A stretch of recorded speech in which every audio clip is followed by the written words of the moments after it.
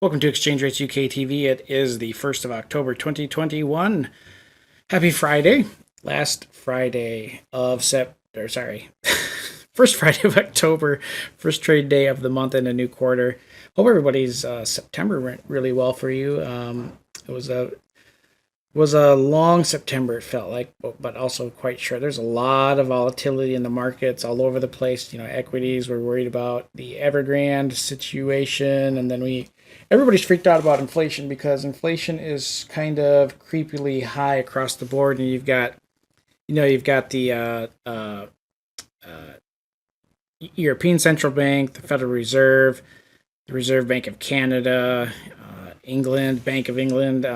You've got all of these central banks telling everybody on the planet, and not just their citizens, but everybody on the planet, just telling them, it's transitory. It's fine. Nothing to worry about. Yeah, if they were to say anything other than it was transitory, there'd be a panic everywhere.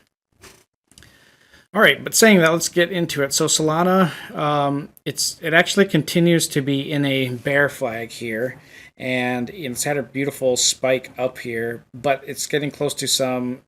Actually, the resistance that it's approaching is really the final one, at least on the daily chart. I mean, above it, there's not much, but you have a flat Kijun up here at 165-ish, 166.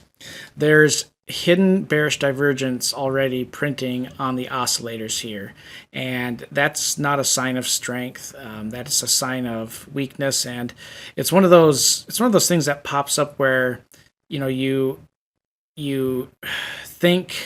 Here's one of the things in technical analysis is that when a trend is, when you're in a corrective move, the oscillators move quickly, all right? Like they move to extremes faster than usual. So we're getting into these conditions where we're getting these higher readings in the composite index and in the RSI, but we have these lower peaks in the price chart. So there's a lot of inherent near-term danger. Ideally, from a bullish perspective, you'd like to see it have a kind of a slow growth to set up for a big breakout, because this kind of action, I mean, not saying that this can't convert into a full-on long-term bullish breakout, but it's just, usually it's not likely. But we'll see what happens, because the slope of the optics bands in particular is quite, the angle is quite steep, suggesting a very fast rise up to the extremes, and then that will kind of put a dent in any further upside potential. Additionally, when we look at the weekly chart, the weekly chart shows that we haven't even really initiated the down move yet. We're still in the 70s on the RSI. We just recently dropped back below the first overbought condition of 80, and the composite index about to cross below. So there's a lot of things up here that say it's not even begun to have any type of correction yet.